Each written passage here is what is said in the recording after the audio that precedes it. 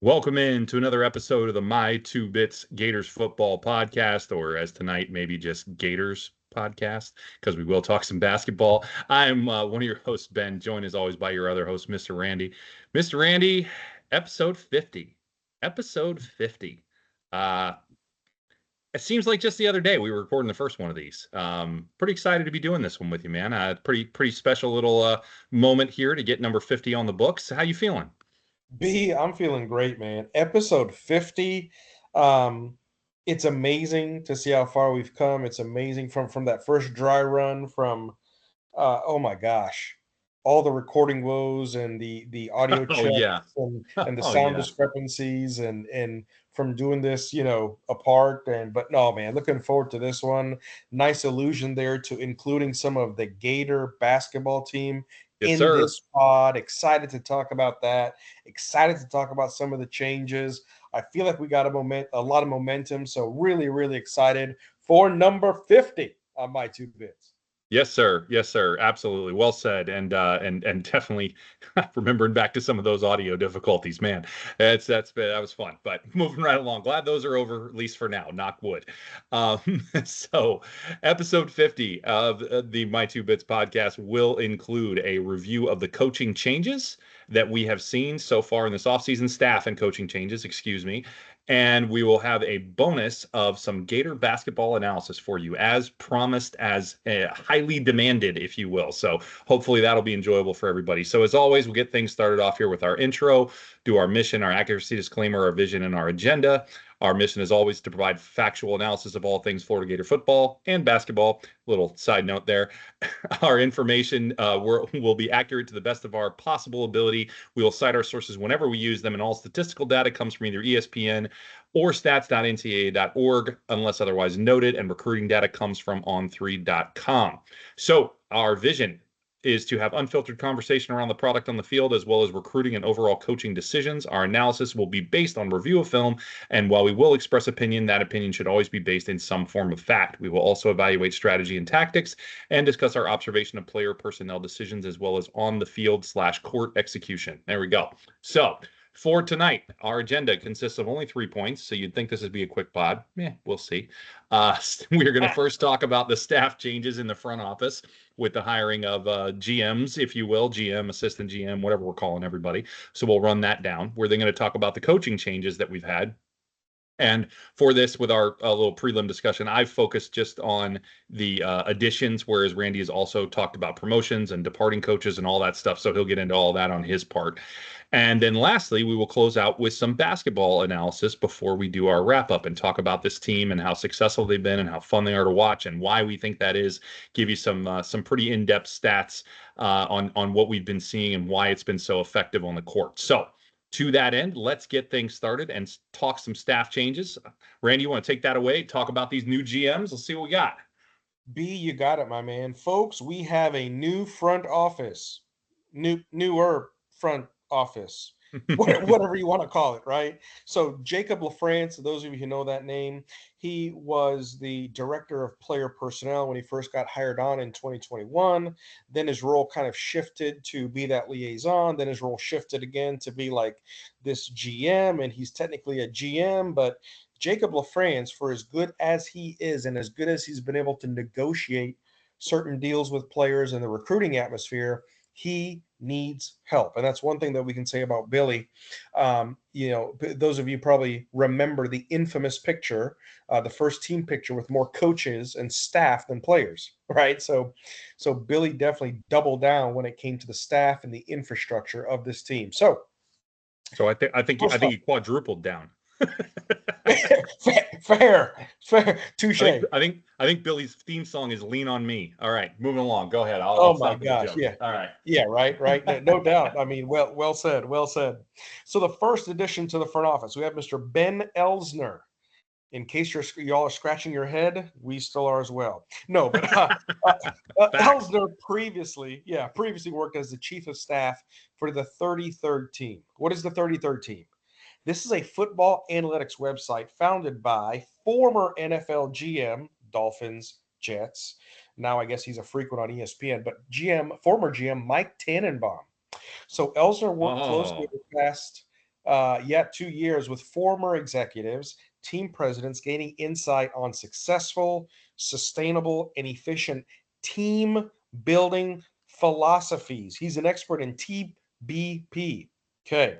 So the other thing that's interesting about that is Napier mentioned we're getting the front office built out to be more strategic about the salary cap, the contracts, the rev share, the marketing, the endorsements, and the pool of money that could become available with each of those arenas. So very interesting, right? So Yes. chief of staff, he's got some really good information under his belt as far as what he's been able to do at his time at the 33rd team. So that's Ben Elsner. So we also have another addition. B, if you want me to go ahead and start with the other one, or you want to talk about Elsner first? Um, Go ahead. Go ahead and do Polk, and then I'll just do both of them on my side. Copy that. So now the second edition is going to be Nick Polk. Again, in case you're scratching your heads, we're scratching right along with you. Okay. He's going to serve as the associate athletic director / football GM. Okay. I'll just leave that there. This is, in other words, this is the one that matters, is what I would read into that personally. But go ahead. Right. So Polk will oversee the front office for the Gators, responsible for rev share and NIL allocations, student athlete contract negotiations, football budgets, roster management, and work with football personnel. Okay. And Polk's going to work with Elsner on the salary cap, the contracts, but also, this is interesting too, because we're in this age, will also lead the program's efforts in analytics and AI for every financial part of the organization.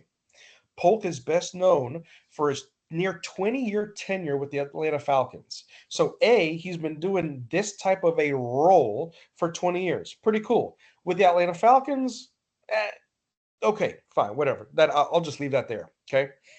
One of the biggest collapses in Super Bowl history. Anyways, during which he helped lead the franchise salary cap management as a director of football operations, right? And also Polk did work with the 33rd team over there with Elsner and Tannenbaum. There's a lot of Interesting. familiarity there. Yep, exactly. So, a lot of people, people know Dan Quinn. He was at University of Florida for a while, with the Cowboys, with the Falcons, right now the Commanders coach. And, they basically said he's a cornerstone of effective leadership, extensive background with all things football is going to create a winning edge for the Gators. And the other thing that Arthur Blank, the Atlanta Falcons owner and chairman, said he's got a tremendous work ethic, deep expertise in the operations and financial management of a football team, and was someone who was engineered as a strong measure of trust for me and our staff during his time in Atlanta. He's going to be missed. So, Ben, to your point, I think Polk being that role, he's going to oversee a lot more of that. And Elsner is going to come in as the analytics, as the data stuff, but Polk's going to be definitely the point person there. But interesting tandem. They both have industry experience. They both come highly recommended. They're still very young, but at the end of the day, looks like this is the front office that's going to take our Florida Gators to a more NFL style front office when it comes to contracts, negotiate. It's all around the finances, and it's all around how to properly steward those finances. That's what I'm reading into that. Yeah, I'd say that really, really well covers it, man. You actually took about every point I had. So I'm going to take a different approach here. Oh, monkey. How about that? Okay. Yeah, no, really, really nice summary there. Well done. So what I'll do is I'll take a different approach, and let's talk about what we think these guys are actually going to do, right? Because there's a lot of points there. There's a lot of responsibilities there. There's a lot of job titles there, right? As you mentioned. A lot. Right. So what are they actually going to do? So what they should do, and what they will do could be different things. We'll find out. We don't know yet. Or at least I don't know yet. I'll put it that way. I looked and looked and looked today and really tried to figure out if I could find out who would have final say on players, right? Who's worth what money, or final say on how much money to pay a player, how much effort to put into retaining a player, right? All of those things, because I think that's a really important piece of this, and meaning who would have final say between Polk and Napier. I don't know. I don't know. Knowing the way that Napier has set this thing up and run this thing so far, you want my guess, you want my bet, it's Napier, because he does tend to have the process is the process, and he runs the process, right? So that's my inclination, but I don't know. I don't know if they'll have equal say. I don't know, and I don't know who breaks the tie if they do, if it goes to Strickland or what. I have no idea. So that was not something that I was able to get a whole lot of detail on. But what I think is important here is, to the point that you made back at the beginning, is we are giving Jacob, and Billy for that matter, help in potentially one of the most important spaces that they need to have help in, right? Both of these guys are very experienced with dealing with front office styles of salary cap management, of player, negotiations, of contract negotiations, as you mentioned, that is potentially on the table now. That is not specified if it's just for the NIL deal itself, or could go beyond that to include deals to try and keep players with UF long term, right? Some of the things we heard rumored about in the House first NCAA settlement. Is it going to include the option to kind of set some parameters around these NIL deals, like rules? Oh, what a concept, right? We have heard suspicion that could happen. We don't know if it's going to at all. If it does, will he be involved with that? I don't know. It's not specific, right? So there's still a lot of unknowns here, but I think the positive takeaway is we have two guys now, really three if you count Jacob, right, that are going to be really spearheading this thing in what's going to become one of the most important. I mean, this is essentially going to end up being your roster management, right? It's even called out in the title. Right. So this is going to become a hugely important thing moving forward, especially when we get into rev share and how much of that gets allocated to each player and yada, yada, yada, yada, yada. Right. There's going to need to be people that know how to do this stuff. Right. Revenue sharing is basically a salary cap. It's the same thing that these guys have been dealing with in the NFL. Right. Or working with the NFL in the case of Elsner. So ultimately, I think that's what we really want to see as a takeaway here. And I think at the end of the day, I'm happy with this, because we needed to hire a GM. We effectively did. And we even gave him a support staff to go along with it, which I think is great, honestly. Like, I don't think that's a bad thing in this space. I think Billy has made comments about trying to be on the leading cutting edge of this as it comes out. I don't know if we quite did that, but we're certainly giving it a run. So time will tell. We will see what it looks like. We'll see if we get, some more money spent in the spring portal, perhaps, or moving forward into the season, and kind of see what goes on there and how that all works. And we'll address that later too. We have another pod down the road that we're going to take a look back at NIL and some of the changes once House versus NCAA does finally go into place, see if we can get some intel on that and all that stuff. So that might give us a little more information on that. But to that end, let's move it along and talk coaching changes. So as I mentioned, Randy and I did this a little differently. He looked at everybody, whether they were going out, got promoted, were coming in. I only have the guys who are coming in here.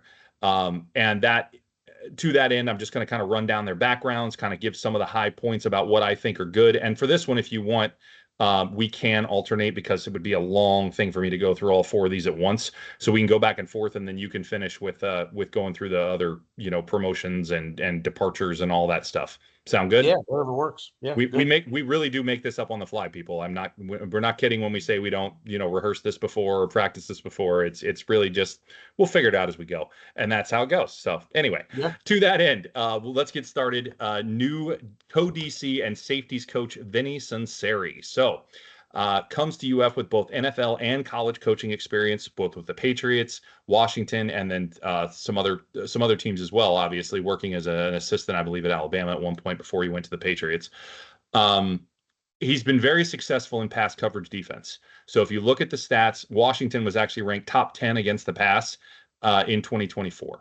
So very, very good with the pass defense with the safeties. Now, I would potentially attribute a little more of the pass coverage to corners than I necessarily would safeties. However, they certainly play a role or can be a hole, as we have seen at times, right? Oh So it is boy. important and it does matter. However, I don't know that he really has the run defense. Washington did not grade out well in run defense. I don't know how much run defense he's really coached, which is surprising because this guy's a former linebacker, right? So you would think that he would be more equipped to prep them against the run. And maybe it's just something that, he was only there at Washington a year. Maybe it's just something he couldn't get the team to take to in the first season, right? Those things happen. However, I do think that we're better against the run currently with safeties than we are against the pass. I think they're better in that regard overall. So I'll take this higher. I graded these. I gave them a grade for what I thought they were good at. I'm going to call this a B minus. I think it's a good hire. I don't think it's great. The run defense concerns me a little because we do not need to go back to missing tackles in the secondary. We saw what that looked like in 2023, and it did not look good. So overall, like I said, B minus for me. I know you didn't grade him, just something that I did. So that's my take on Sunseri. What do you got there? I like it. Yeah, co-DC and safeties coach, right? So, Yep. folks, he played safety at Alabama. It was what it was, and he was actually his first year playing safety at Alabama. He backed up, and then he came on. He actually had a couple of starting roles, but outside of that, Napier actually had the phone call. Did you read the text as far as the phone call that Napier had with Saban about Cincinnati? I did not. That is news to me. It was very interesting. So Saban was quoted as saying he was very impressed with Vinny, has a bright future, and he thinks differently. Impressed, bright Interesting. future, thinks differently. So I'll take it, right? He was a two-time national champion under Saban, right? When he wore that uniform, previous coaching experience with the Washington Huskies and the New England Patriots. So you got the Saban coaching tree, you've got the Belichick coaching tree, you've got that there, right? He's obviously familiar with the Orange and Blue because if that last name rings a bell, people, his father is Sal Sunseri, who was Florida's D-line coach 2018, 2019. So my main, I don't want to say hesitation, but my main little head scratching is going to be he's only had 1 year of Power Four coaching experience, Yep. right? Prior to that, he was running backs coach for the New England Patriots under Belichick. That was what it was, right? And serving as a defensive coaching assistant for the Patriots back in 20 and 21. So, and a graduate assistant under Saban. So outside of that, big role, co-DC, right under Ron, Big Papa Ron calling the plays for the Florida Gators. It's going to be very interesting. You know what? I like your grade. I'll take that grade. If I had to grade it, I did not. But if I had to grade it, I'd probably go one less. But either way, really interesting to see his attitude and how he attacks. Because you look at Armstrong and the attitude he had. You look at Will and the attitude he had, and the personalities they brought when it comes to competition. I'm curious to see his demeanor, his temperament. Yep. On that sideline. Yep, for sure. And same with this next guy as well.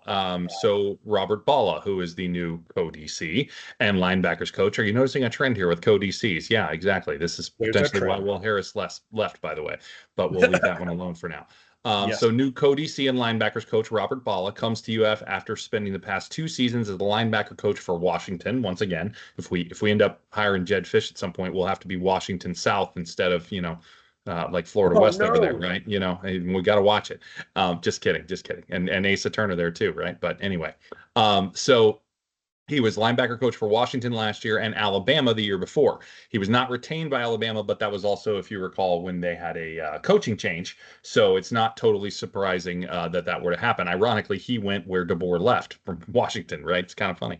So anyway, but ultimately, he has coached several high-performing Power 4 players in his 2 years in a role. However, that is all, once again, as you made the point, only 1 year of Power 4 experience. Robert Balla only has 2. So once again, we're looking at a little less than an inexperienced coach. And yeah, it's fine. It's middle of the road for me. I gave Sunseri a B minus. I'll give him a C plus. Nothing jumps off the page here for me as being anything exceptional, based on everything that I looked at from like a stats perspective and things of that nature. It's nothing like monumental here. So ultimately, again, middle of the road on this one. So what are your thoughts on Balla? Yeah, I mean, B, I really can't disagree. Wow, didn't mean to rhyme that. So yeah, co-DC. Here's the theme, right? The Florida Gators, the only team in the nation with 3 co-DCs, right? 3 co-DCs, 2 head coaches. I mean, two DC line An coaches. assistant athletic director and a partridge Yeah, in a pear tree. and a partridge in a pear tree.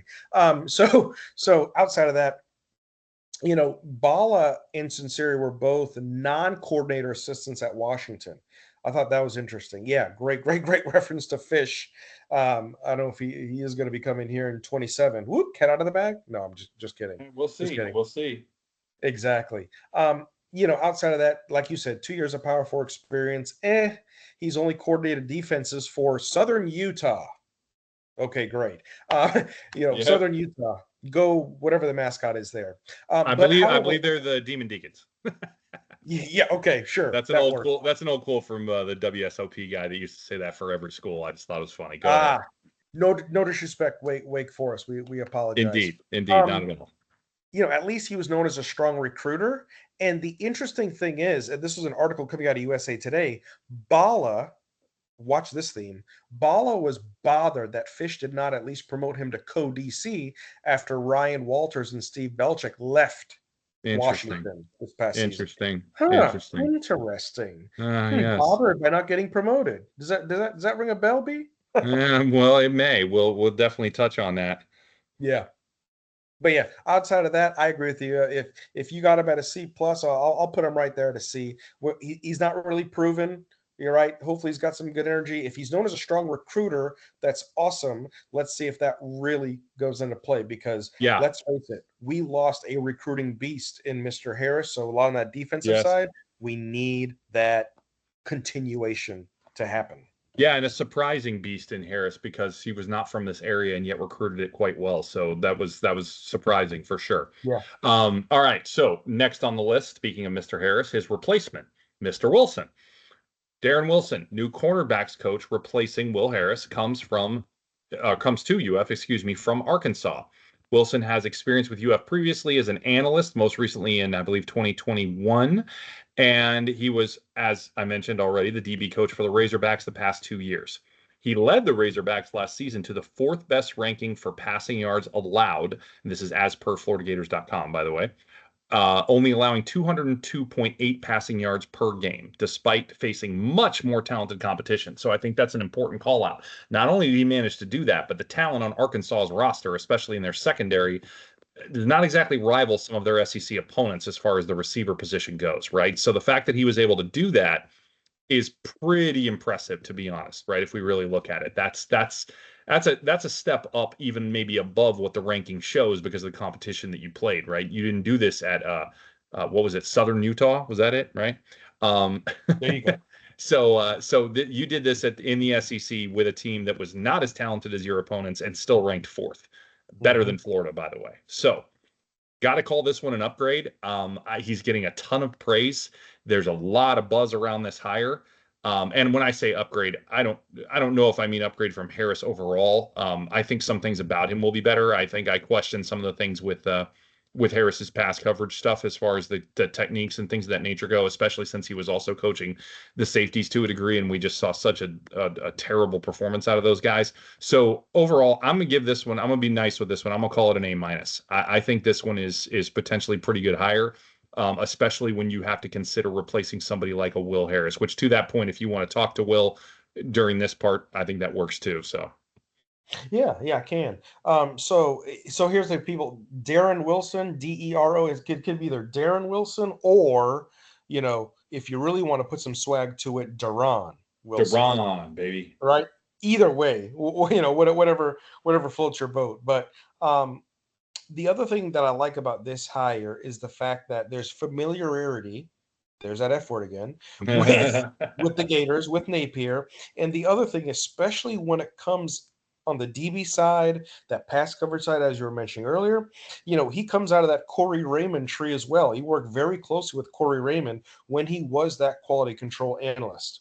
Okay, so I think a lot of those things, and because remember we were down on Corey as far as, is it his coaching? Has he lost his voice? Why does he not look like the Corey Raymond that was at LSU when he was here at UF? Right? What happened? Was there a drop off? And so the other interesting thing that I think about Wilson, that Napier commented on him, is he's very eager to make his mark. very eager to Yep. make his mark. So hopefully he comes in with a lot of gusto there. And that's the other thing too, right?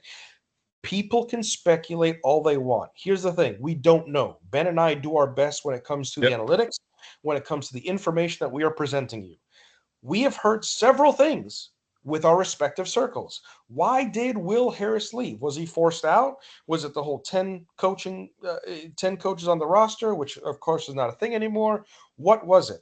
Was there beef with Ron Roberts? We heard beef with Ron Roberts. We heard, oh, because he wasn't promoted because Sinceri came in. That's what he said. Yep. Deuces. Who knows? But at the end of the day, Will Harris is now your safeties coach at Miami. Yep. Right, wrong, or indifferent, he gone. Yep. So there you go. No, very accurate, and good points about we really don't fully know why.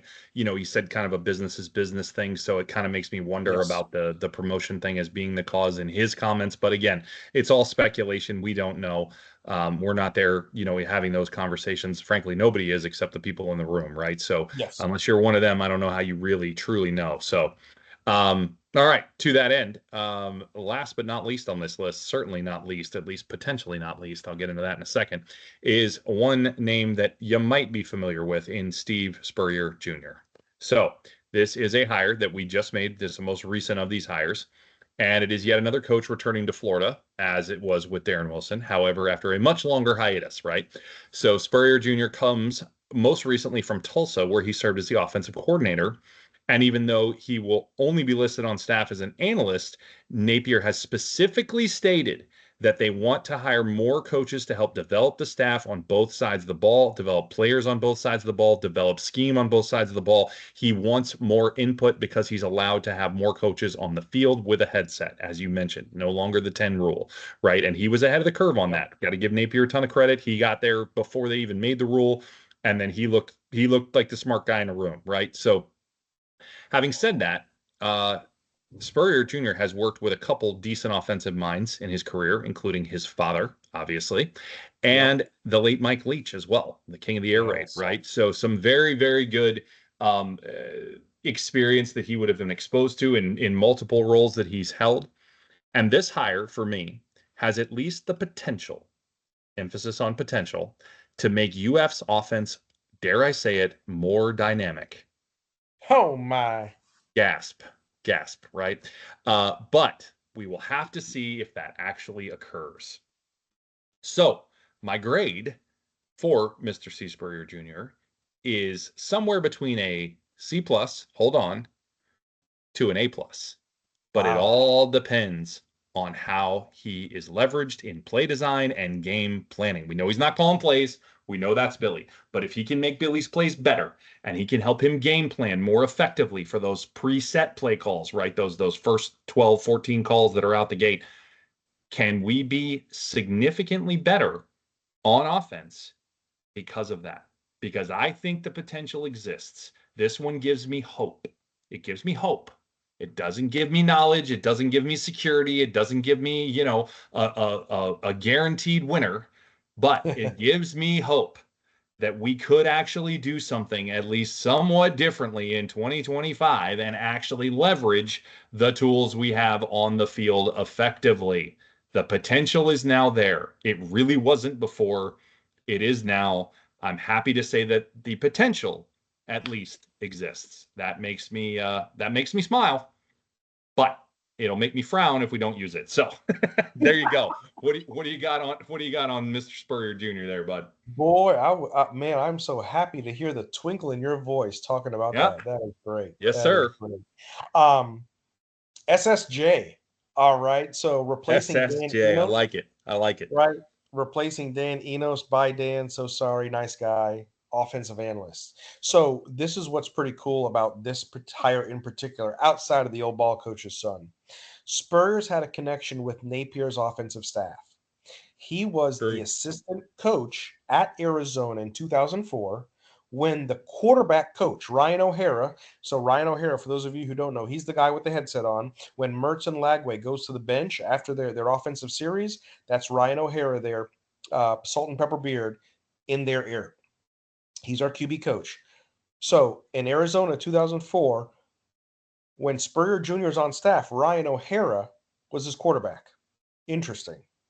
Yep. Interesting. Very Right. interesting. Love the fact that he's been around.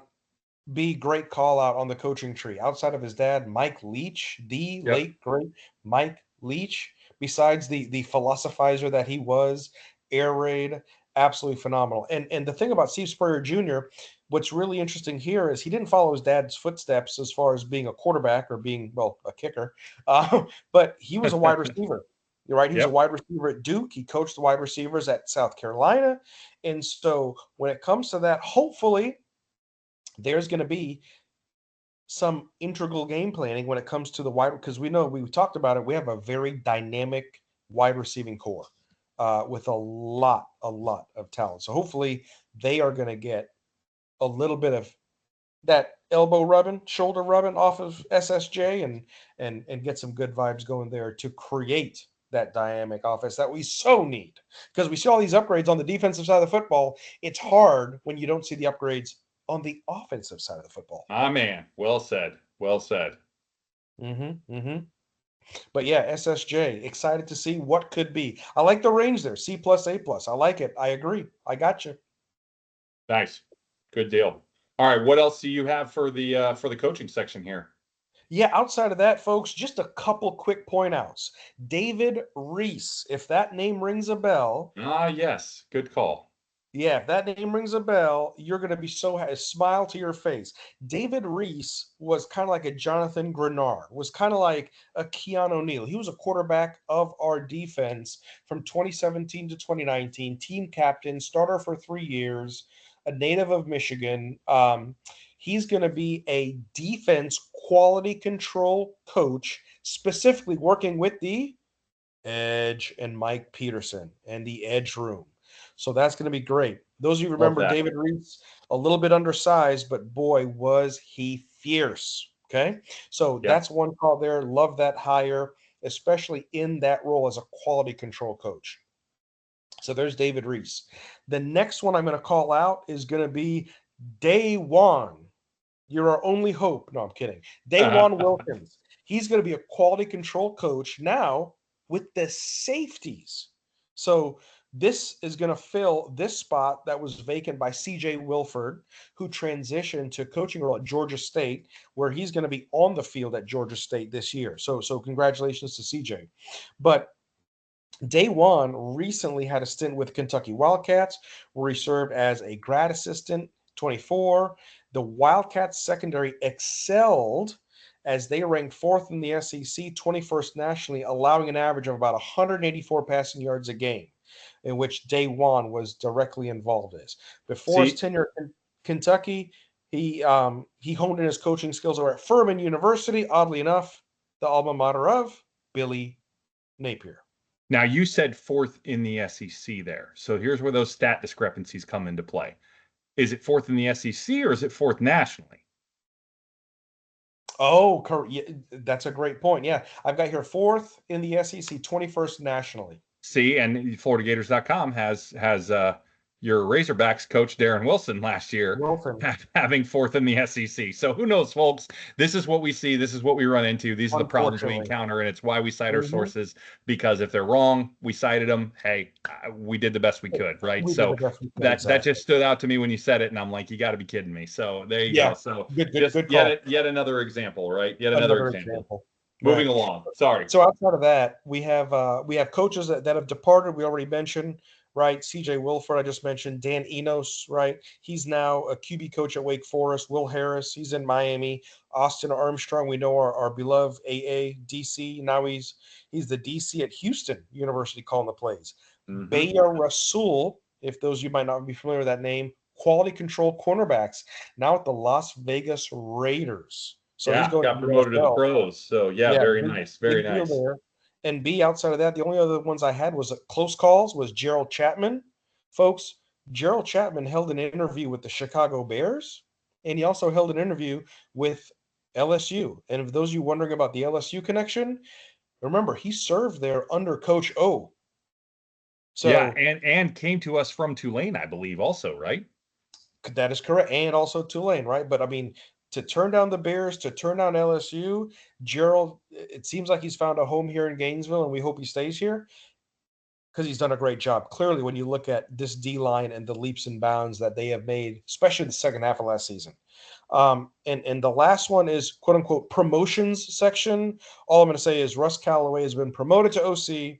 We know who's calling the plays, but Yep. Napier was quoted as saying he was impressed with his preparation and ideas for when he was the co-OC during last fall. And we'll You know leave what? that. And it's a point worth making with both Callaway and now Steve Spurrier Jr. being involved in this, right? I know he's not a Uh-huh. co-OC, but he's going to be involved. And what we're seeing here is we're seeing an interesting little trend emerge, and that is the two guys that are going to have Napier's ear offensively, if you will, from the looks of it Yes. anyway, are both air raid guys, or at least I The shouldn't hope. say air raid guys, have air raid background. I can't call Sure. Spurrier Jr. an air raid guy. Callaway is, but Spurrier Jr. has exposure to it and understands the concepts for sure because of his time with Mike Leach.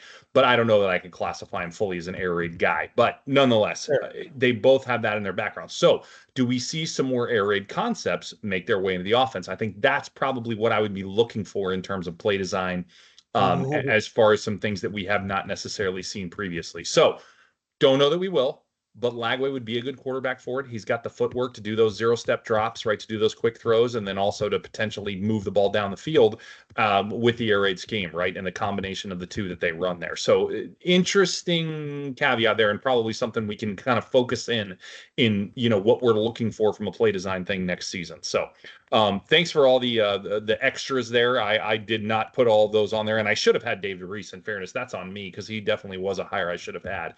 But overall, Yeah.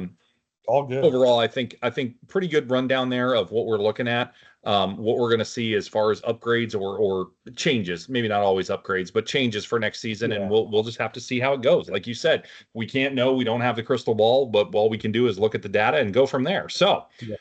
any other thoughts on coaching analysis before we move on here, sir? Again, very interesting. I mean, to have three co DCs, to have two co offensive line coaches, to have analysts and support staff. It's just, I hopefully they can all communicate and Yep. communicate very efficiently because we know Yep. what we did not have the first three games of the season on defense last fall. I'll just Yeah. leave that there. Oh, I could argue we didn't have it on offense either. Hey, Yeah, exactly. All right. All right. So with that, we will now make our foray here into a basketball analysis. So without further ado, let's get things started. We're going to break this down into a couple different sections here. We're just going to look at why this team is excelling. We're going to look at offense. We're going to look at defense. And then we're going to take some concerns that we have into the tournament upcoming and where we would see maybe some issues, some potential problems. So if you want to look at it from our regular theme, it's going to be a chomp segment, it's going to be a gator bait segment, and it's going to be a visor throw, perhaps. Maybe not quite to the level of visor throw, but just some concerns we have, some things that we think need to be addressed ASAP in order to make this team a little better. So to that end, let's get started with offense. I got a bunch of different things here. This team is fun to watch, right? First and foremost, part of the reason it's good for us to talk about this, Randy and I actually played ball together back in high school. We both have a lot of experience in this particular arena, so we really wanted to take a minute and kind of delve into this and talk about why is this team doing as well as they're doing, right? Well, I think some of the biggest things that stand out from like a statistical standpoint are not the only story, but I actually think in this case they're a big part of it. So that's where I'm going to start off here, and I'm going to start with offensive efficiency. We are currently ranked 7th in the country in offensive efficiency metric as per teamrankings.com. As a side note, which I'll talk more to later, we are one of only 2 teams in the country in the top 12 in both offensive and defensive efficiency as per teamrankings.com. Duke is the other, and they are ranked higher in both metrics, in fairness. However, they also don't play the same quality competition that we do now in the SEC, so that needs to be taken into account. We are also top 10 in field goal shooting percentage in the country, which is pretty equally as impressive when you look at overall, especially when you look at the fact that our 3-point percentage is not so high. So we're making up for that with some very high quality 2-pointers on the interior with that big man play and everything else that we're seeing in the front court. So that's the offensive efficiency piece. I also want to look at scoring. Scoring, this team is very good at scoring, as you might imagine. They're 8th in the nation in points per game, 4th in average scoring margin per game, only 0.1 behind Auburn, who we were above for most of the season, by the way. Most people don't know that, but we were absolutely above Auburn in average scoring margin per game. And we are now just 0.1 below them. It's because the last couple games, obviously, we had a loss in there, and then of course we had the not completely dominant victory over the weekend against Texas A&M, though it was pretty big. So, and this factors in wins and losses for this metric. That's important to note. It's not just the wins. The two teams above us in that metric are Houston and Duke. And what I would argue about both of those teams is the competition level they are playing does not rival what we're playing and what Auburn is playing, right? It's just the SEC is a juggernaut this year. If you haven't been keeping up, the SEC might get 11 teams in the tournament. That is completely possible right now. Unreal. That's ridiculous. That's ridiculous. 16 teams in the league, 11 might go to the tournament. Are you kidding me? That's wild. So we are really seeing a dominant conference that we're running up against this year in the SEC. So a couple more stats for you. 3-point shooting. We are 23rd. I mentioned the percentage wasn't that high, but we are 23rd in 3-pointers made and 29th in 3-pointers attempted. Thus the percentage not being as high, though it is top 100. And that's worth calling out. Being top 100 in basketball is significant. It means you're better than 2/3 of the rest of the teams in the country, because there are 364, 365, 366, something like that, teams in Division I college basketball. It's not like football. There's only 120. There's literally triple that. So it's really important to call that out and saying that if you are inside the top 100, you don't suck, right? You're not bad. And that's important thing to point out there. Rebounding under Tom Golden has been awesome. Like, it's just been awesome. We are a top 10 rebounding team for several years, and we currently rank 3rd in total rebounding. So total rebounds per game, we are 3rd in the country. This allows for both transition opportunities. It allows for second chance points, right? If they're offensive versus defensive, it just opens up the whole game when you're able to rebound the ball as well as we are, which is just phenomenal. And the last point I'll make for offense before I turn it back over to you is team chemistry. Despite the transfers, because we've had a lot of transfers, right? This team is not all transfers, but it's got a lot of them on there, though several of them have been there for a while now. But nonetheless, they're still transfers. This team plays unselfish basketball, as noted by their assists per game being in the top 40 in the country. That's pretty good. Once again, if it's 360 some odd teams, your top 40, it's almost the top 10%. So pretty impressive stuff. Again, all these stats that I got for all this, by the way, were teamrankings.com for everything I just cited. So that's where I pulled all this information. But offensively, this team, a lot of fun. But I'm actually maybe more excited to talk about the defense when we get there. But I'll let you do your offensive review first. Go ahead, bud. Nice. I like it, B. I like it. Very good. Very extensive. For the record, I pulled my analytics from NCAA stat.com, basketball section. And to your point, correct, there are 355 teams. Oh, okay. Not 360, 350. My bad. 355 according to NCAAstat.com. So a couple of things I'm going to point out here, and I'm not going to have too much word salad for you, because you hit on a lot of it, which was great. Number 3 in the nation, fast break points, 16.93 per game. Keep the ball flowing and moving. Awesome. Yep. Phenomenal. Number 12 in the nation, just under 14 offensive rebounds per game. Number 5 in the nation in scoring margin. 16 point per game spread. A lot of dominant, because when I remember looking at this team and watching the first 10 games going, there's no way they're beating opponents by 22 plus a game. Oh, wow, they are. Okay. Number 9 in scoring offense at 83.8 points per game. B, I think you mentioned that. Another thing that I look at on the offensive side as far as efficiency goes is the assist to turnover ratio. I know John Stockton would be proud. The Gators are number 30th in the nation in assist to turnover ratio at 1.49. Nice. Clean number. Very nice there. Exactly. Very nice. Number 62 in the nation with 10.6 turnovers per game. Again, you'd think 62 is high, sort of, but again, with 355 teams, Top not 20%. terrible. Yep. Exactly. Exactly. Two things out of the offense, and I'll get this to in my concern section, but I'll just bring it up here because I've got the numbers. Number 139 when it comes to free throw attempts with 20 per game, and then number 210 in free throw percentage at 71.2. So I'll just leave So that there for yeah, now. well, we won't leave it there. I'll come back to it later. But I do want to Oh no, mention the sorry, we will. reasons. Yes. Yeah, Yes, we'll we come will. back to it.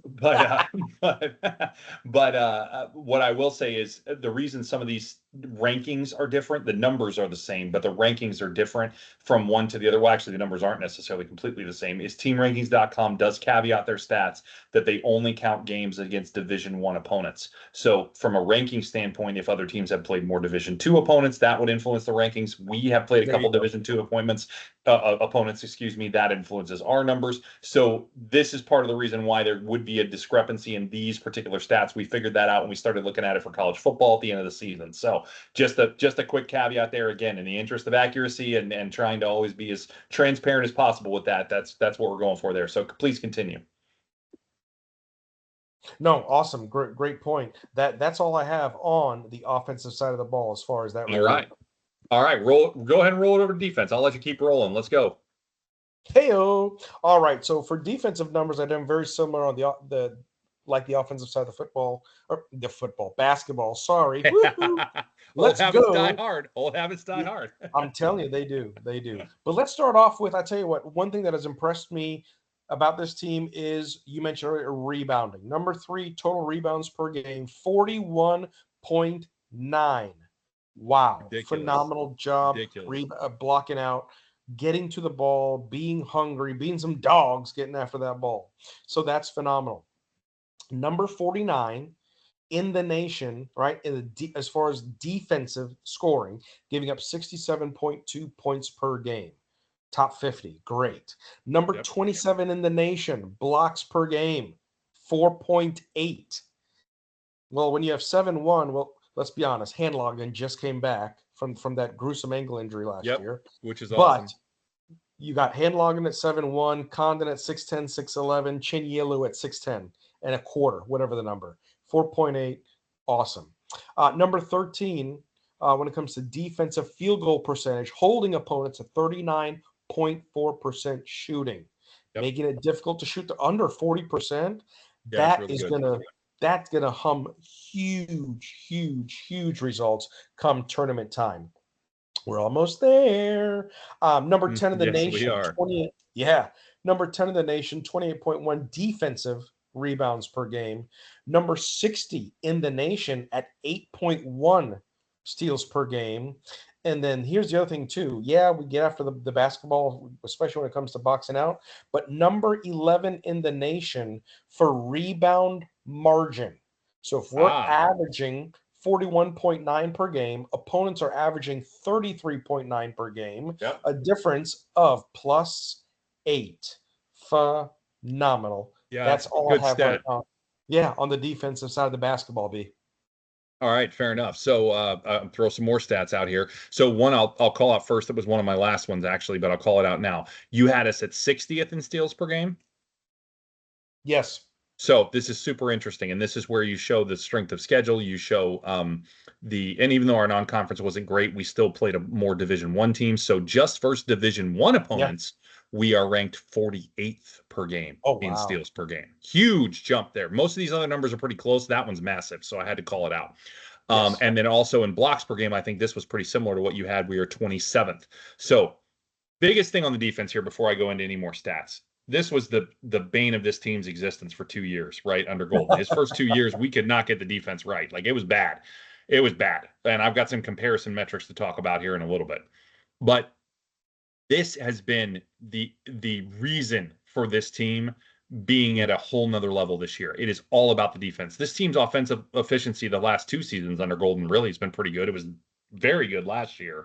And now this year, we decided to play defense to go along with it. And hey, that's how you get to be a top 5 team for most of the season now, which is pretty remarkable, especially again in this loaded conference. Defensive efficiency, overall look, right? I already mentioned we were one of only 2 teams in the top 12. We were 12th in the nation, so as you might expect there, as per team rankings currently. We were top 10 for most of the season. It's dropped off the last couple of games a little bit, but nothing huge, and I think that has more to do with the other teams maybe having some better games than we did rather than us having necessarily bad games. So, though Georgia was not great defensive efficiency-wise. Moving along.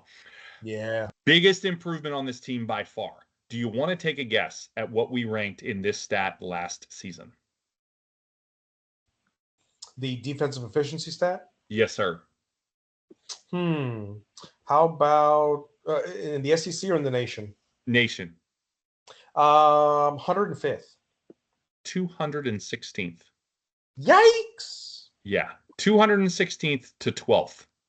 Slight jump, little bit of improvement there. I mean, that's a different world. That's a totally different world. You go from being one of the worst defensive efficiency teams that was certainly any good overall to one of the best, and you're still one of the best offensively. Yeah, we'll take that. We'll take that all day. Field goal percentage allowed, you mentioned it. We are 12th in the nation, again, against Division I opponents. I pulled everything from team rankings on mine, so the rankings may differ. But field goal percentage allowed is outstanding compared to last year at 165th. Wow.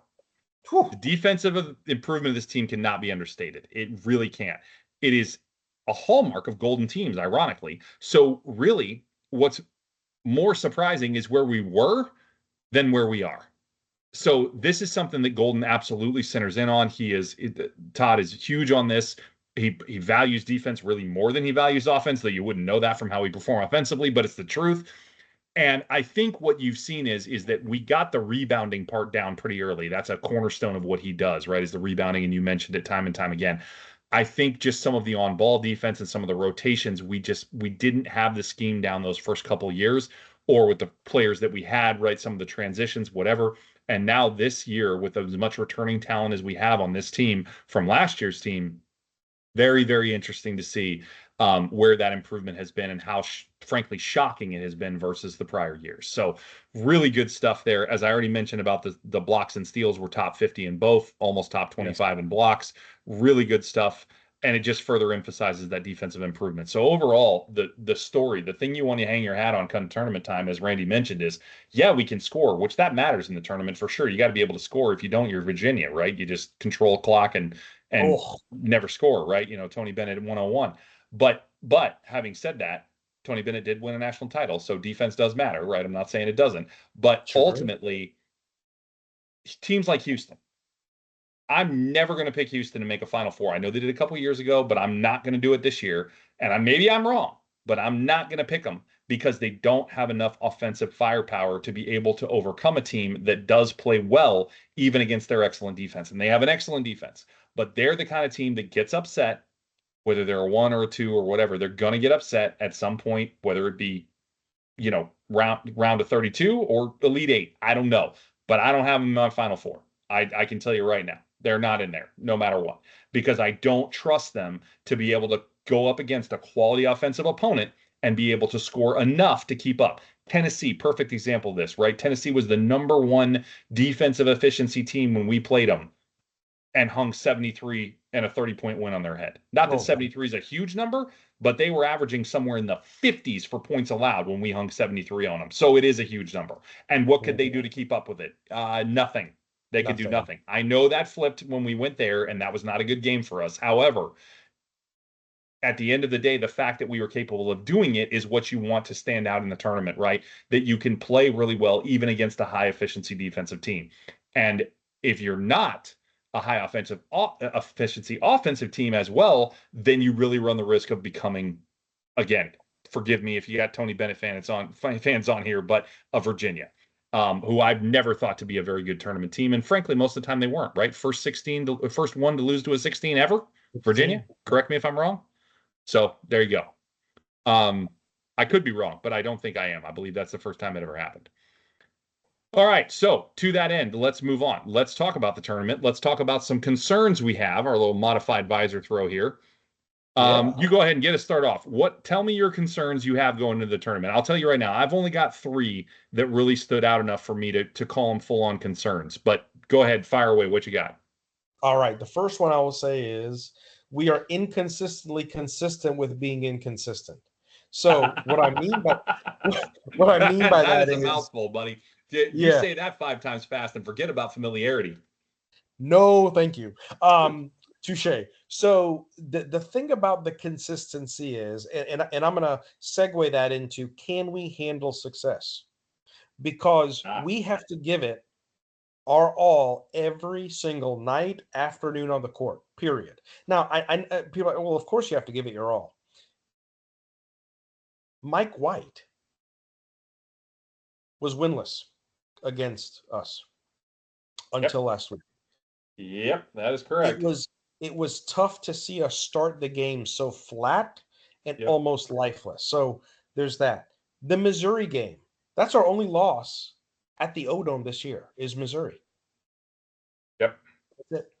That Missouri, and Missouri's had flashes here and there, but from a consistency standpoint, Missouri's not, they're not even sure what squad's going to show up on a given night, right? Fair. So can we get why? How do we focus? How do we lock down and not be lackadaisical? How do we come out every single game as if we're playing in Auburn on that Saturday? Because I'm telling you, in that kind of environment, that hostile of an environment, to play like, yeah, we were down early, but the fact that we came back and we held pace, we pushed the ball, we out rebounded, we out field goal percentaged, not to mention out fast break pointed Auburn in their Yeah. house. Yeah, it was remarkable. That's right. That's the team that needs to consistently show up. So that's why I say we are consistently inconsistent at being that, right? Can we handle that success?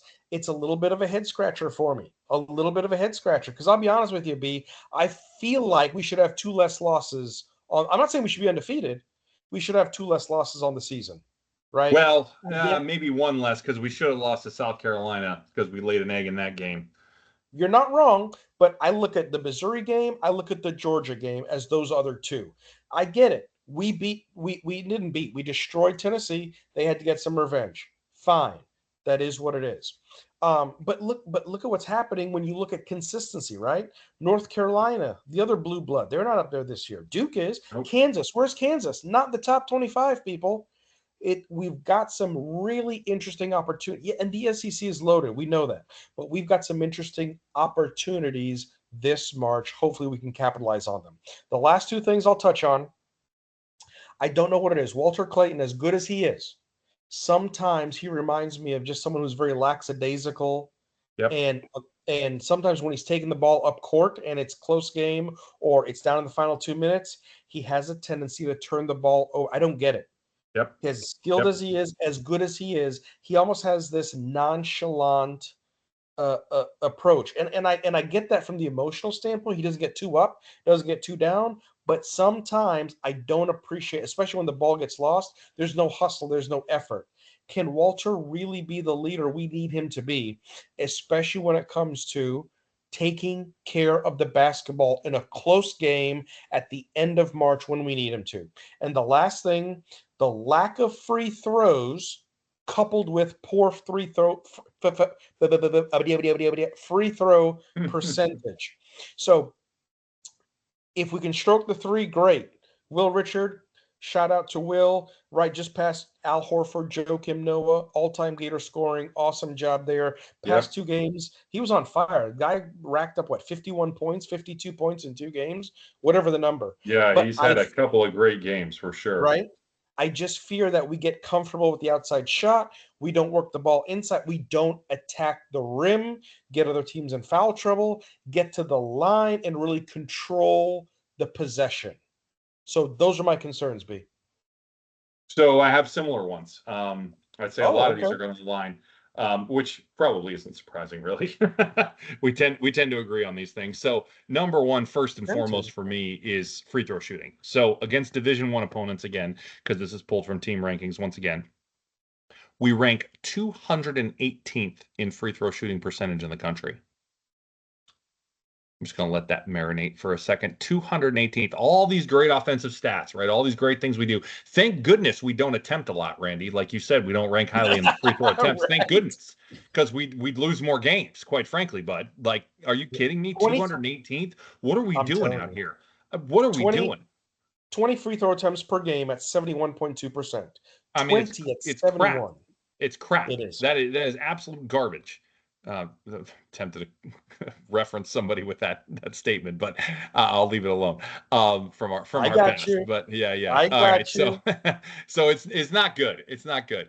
But simply, first and foremost, it has to get better in the tournament. Period. We will not be able to make a deep tournament run. There will be games where we are going to have to make clutch free throws down the stretch. If we don't do it, we will lose.